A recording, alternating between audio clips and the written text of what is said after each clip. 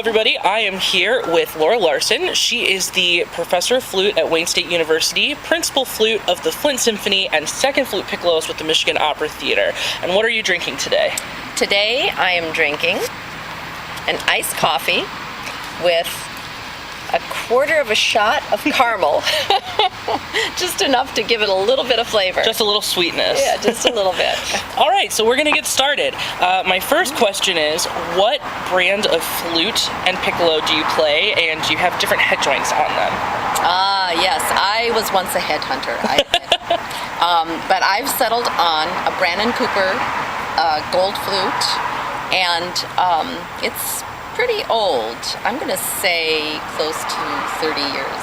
Oh, okay. Old. And so it's before the La Fin and the Brugger mechanism and all that.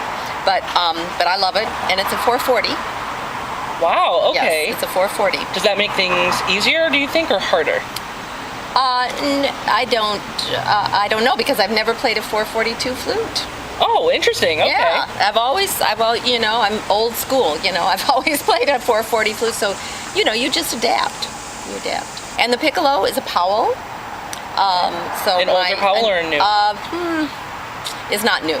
Okay. No, from your standards, I think you'd probably consider it an old one. Mm-hmm. Might even be as old as you. I don't know. Oh gosh, 27.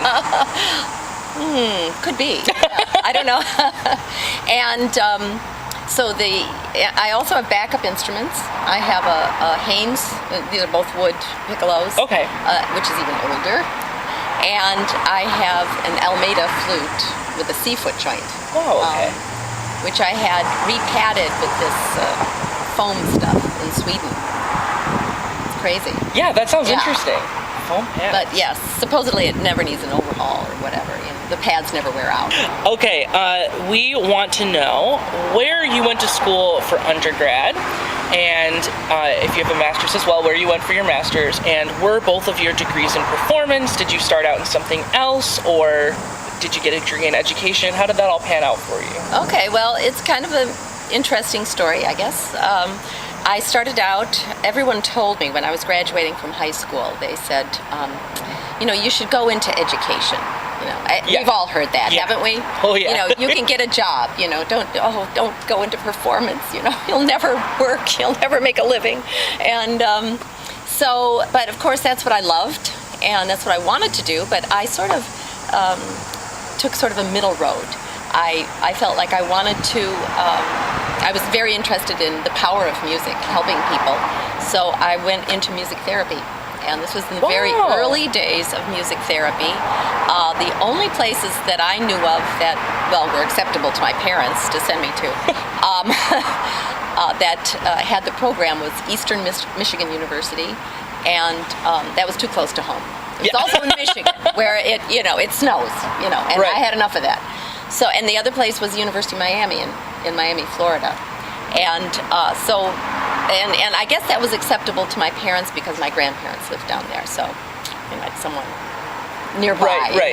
In case anything happened. So I went to University of Miami, got away from the Michigan winters, and it turned out to be a very good choice, even though I didn't stay in music therapy, because I saw people around me in performance who were not that good, and and I could play a lot better than them, so why don't I go into performance and do what I really want to do? So I just spent a year in the therapy program and then transferred into performance and graduated in performance. But I eventually did go, I took a lot of master classes, had a chance to study with lots of different teachers, which I feel like is an education in itself. I got so many tips and pointers and ideas and so forth from really wonderful teachers, and I can use that in my teaching and in my playing. I really got a lot out of it. So studied with Jeffrey Gilbert, commuted up to DeLand from Miami and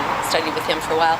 And then I became interested in Suzuki method, so I took a few of the classes here in this country and studied with Toshio Takahashi, and he invited me to come to Japan to study with him there. So I spent a year in Japan studying Suzuki method. That's awesome. That was a wonderful experience. Let's talk a little bit about your career and how you have molded it together to be what it is today. So my first question is, how many auditions did you take before you won your first job? And what was your first actual job in any size orchestra? Okay. You can ballpark if you can't remember the exact. No, I but- remember exactly.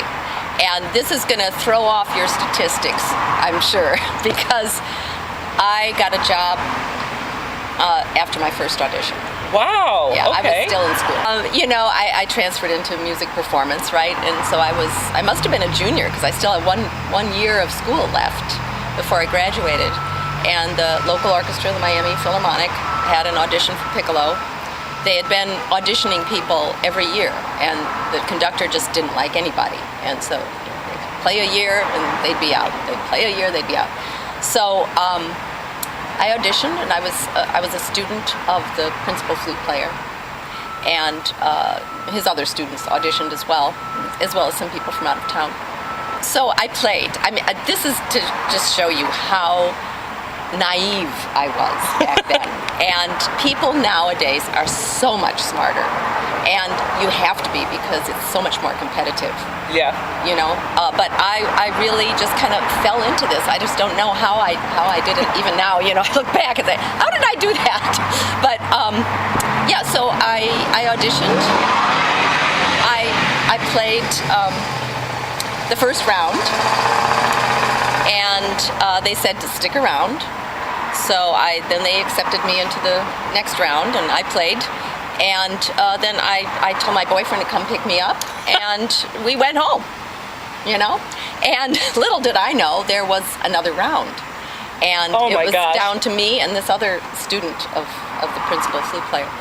And so they called her in, and they had her play the solo to Daphnis and Chloe. This is for a piccolo audition. And it was not on the list. It was, I guess, you would consider it maybe sight reading, right? Or just something you should have at your fingertips or whatever. But that's what the conductor wanted to hear. And oh, by the way, this is in the days before screens. So even the first round was not screened. Not screened. Okay, interesting. Many of my first auditions that I took, because I didn't, I kept taking auditions after this to upgrade. Right. And yeah, so no screen.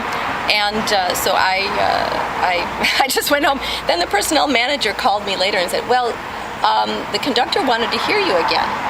And so he said, but, it's okay. He heard the other contestant, and he'd like you to make an appointment with him, come into his office. So I made the appointment. I went downtown and met with him in the office. And first of all, I have to tell you that he was an incredibly handsome man. He was, at the prime of life, tall, the wavy dark hair with a little fleck of gray, and the most piercing blue eyes you've ever seen. And I walk into his office. He's wearing sunglasses, right? And sitting in his chair, And I walk in, and he takes off his sunglasses. And these blue eyes just stare at me, and I'm closer to him than I've ever been, and it just totally disarms me. Yeah. I'm just totally thrown off, and he didn't want to hear me play. Luckily, he didn't want to hear me play because I had no idea what the solo from Daphnis and Chloe was. Oh, okay. And so I answered a few questions like, who's your favorite conductor? What are your plans? I can't remember the questions now, but and then I got the call later that I got the job. Wow. Yeah, isn't that amazing? That is. It's a very unique story. It's a very unique story. Yeah. So, how many other jobs did you hold, orchestral positions, before you landed whichever was the first one you landed here? Okay. And what was the first one you landed here? Okay, well, after Miami, I was with Miami for about 10 years. Oh, wow, okay. They changed their name to the Florida Philharmonic in there somewhere. Then they folded. And at the point at which they folded, and I also played with the Miami Opera. Oh, wow. Yeah, back, they tried to make the seasons mesh. Right. They were only able to do that like 1 year, so But that again, that was the thing. I was just invited to play. There was no audition. Mm-hmm. You know, the conductor knew me from the Philharmonic, and he just play with us next year. You know, so so I did that, and that was great. I loved opera, so that was my first little stint with opera, and I've been loving it ever since, playing in the opera orchestra.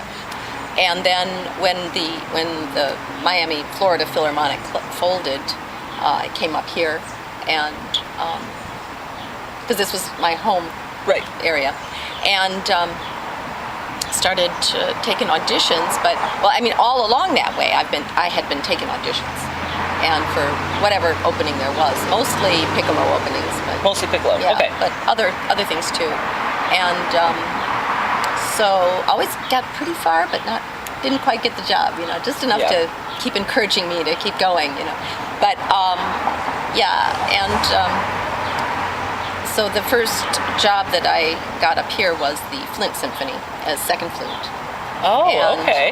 that was back in the early 80s. Can't give you exact dates, but early 80s. And then when the principal flutist left, this was around maybe 90, 91, something like that.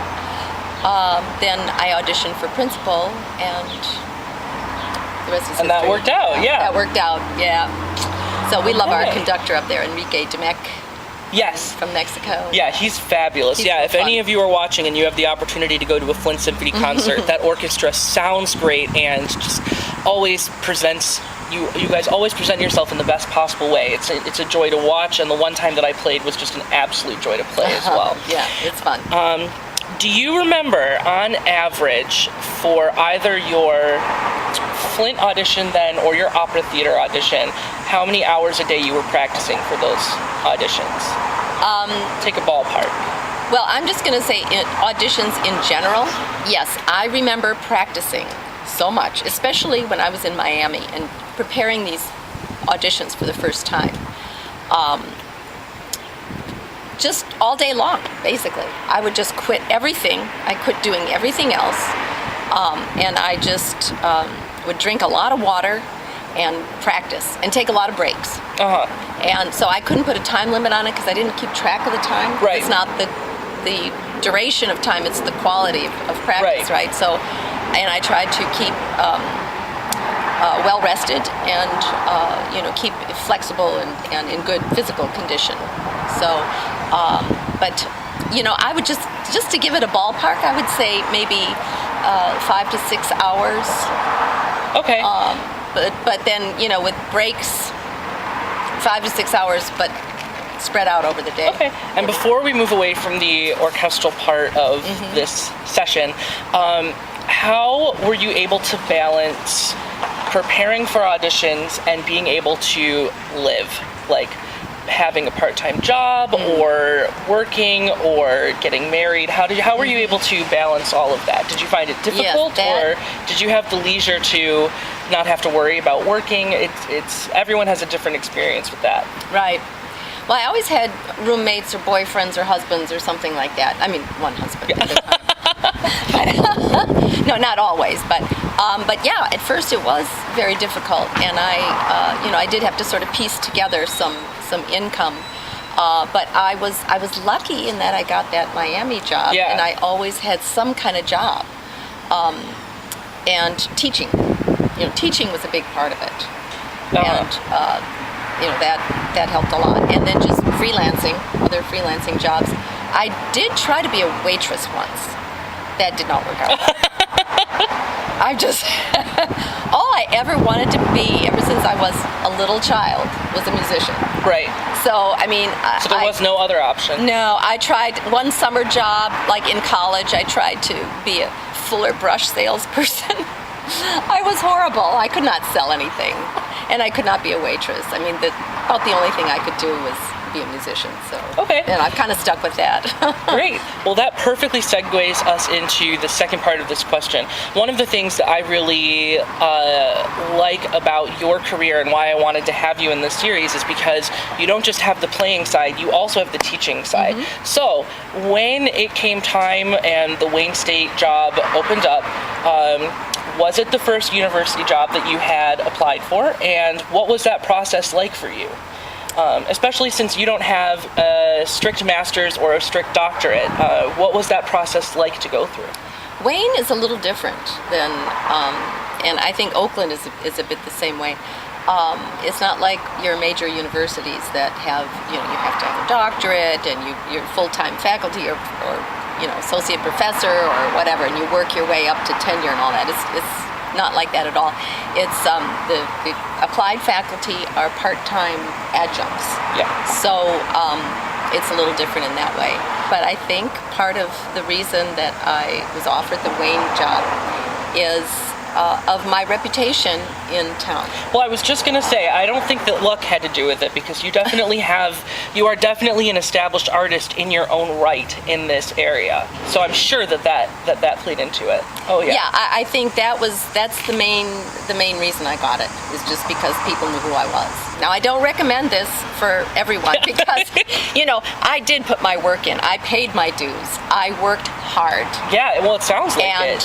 Yes, but in this case, I just kind of happened to be in the right place at the right time. I went to a concert at Wayne. Doug Bianchi, the head of the wind department, happened to see me in the hall. That was right about the time when Irv Monroe left, retired. And he knew he'd be needing a new flute teacher or two. And so he just asked me, "Are you interested in teaching here?" And I said, "Sure." And so... Wow. So now that you are balancing all of these schedules and your family as well, what does a typical practice day look like for you? Or a typical day in the life of Laura Larson? A typical day in the life. Whoa. Well, every day is different. Mm-hmm. And, I'm the kind of person that I could never have an office job. I could never sit at the same desk day after day or go to the same place day after day and do the same thing over and over again. I couldn't do that. I would go crazy. So the way my life is structured, every day is different. And it's a little bit, crazy, but, I just, every day is different. Some days I have to get up early and maybe go to a yoga class or have an appointment or, go down to Wayne to teach. And, it's funny answering this question now because it's in the middle of summer and it's so hot and I'm really kind of on vacation. I haven't played my flute in a few days. I'm taking a little break. That's nice though. That's another thing to point out is that even people who are at the top of their game you don't have to play every single day. You can take a break. Mm-hmm. It's okay to take a break. Yeah, and we feel guilty about that. Yeah, right. And I still do feel a little guilty about that, even though I've rationalized it and I've come to terms with it because I've done it almost every summer. There's a point at which I do take a break. It might be just a couple of weeks. One summer I actually took 6 weeks off. Wow. Yeah, but it was a little hard getting back after 6 weeks, so I don't recommend it. But and yoga, you mentioned yoga is something that you do actively. Yeah, that's the trend with flute players right now. I'm trying to. So, what, if any, is your favorite etude book and or your favorite scale study book? We have so many options and everyone has their favorite, and this is just fun tidbit.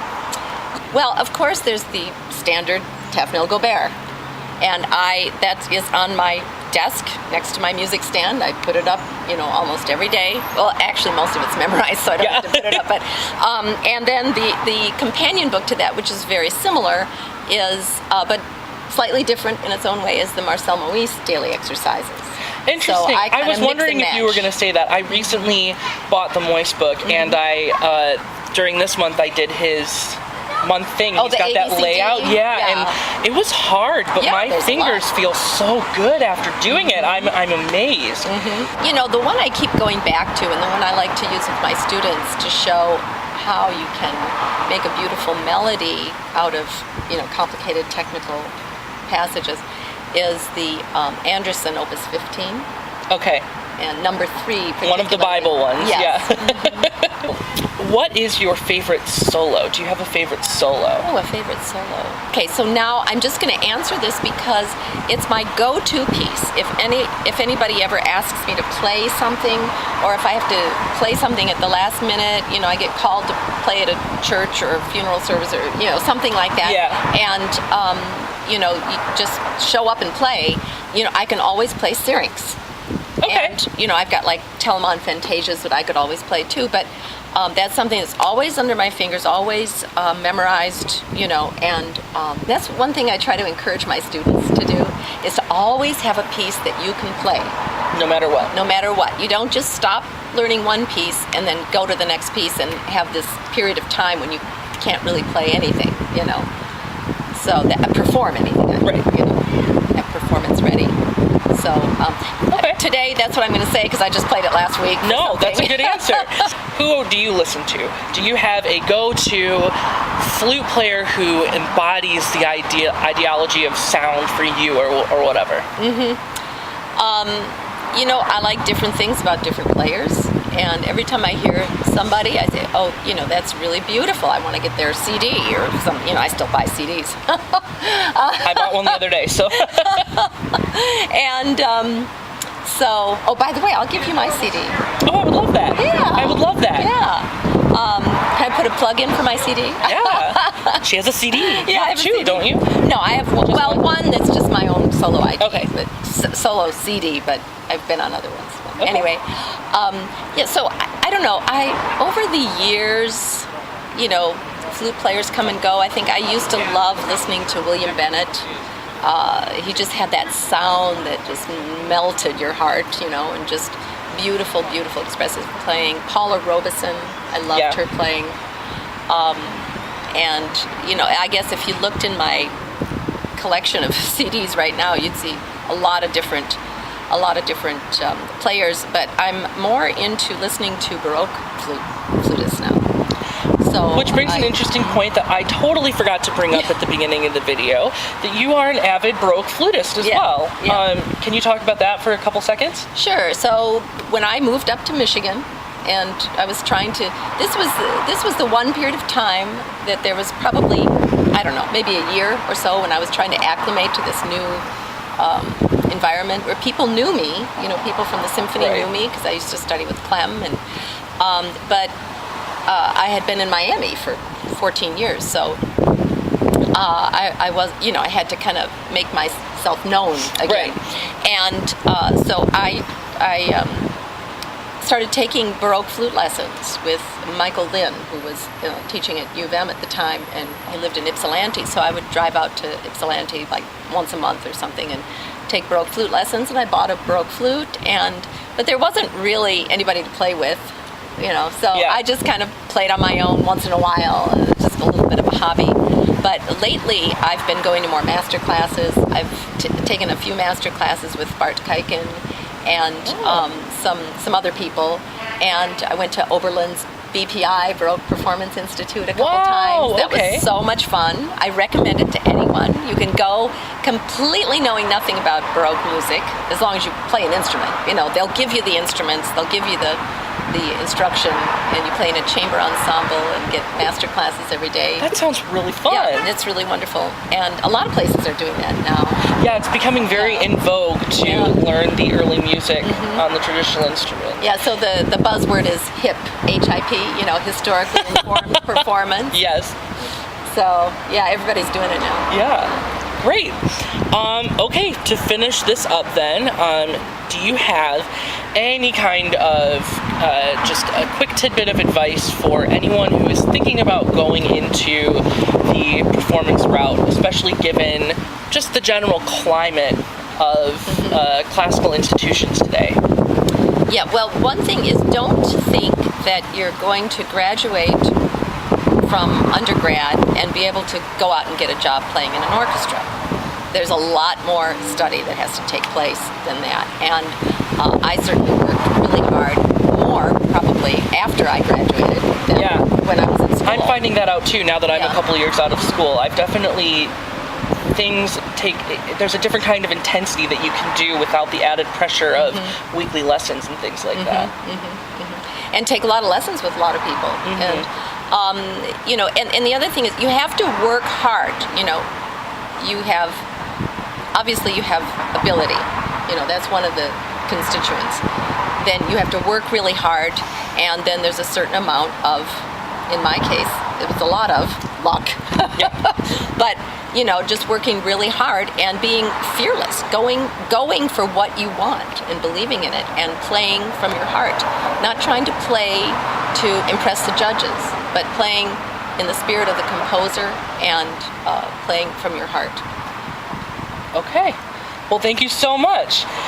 This has been fabulous. This will be our first video, assuming the wind hasn't ruined the microphones. We might be doing this again. And for anyone watching this video who is in Michigan, I am going to make sure to link all of Laura's Wayne State University contact information below in case you want to get a lesson in with her. I have had one and they are fabulous, so I'm definitely plugging her for that. And we will see you next time when we have someone else to do another interview.